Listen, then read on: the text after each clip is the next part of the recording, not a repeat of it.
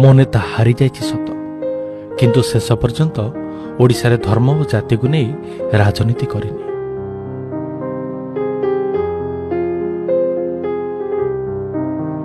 ମୋ ନେତା ହାରିଯାଇଛି ସତ, କିନ୍ତୁ କେବେ ନିଜ ଶାଳୀନତା ଭଙ୍ଗ କରିନି। ମୋ ନେତା ହାରିଯାଇଛି ସତ, କିନ୍ତୁ ଅବିରତ ଓଡ଼ିଶାବାସୀଙ୍କ ସେବା କରିଛି।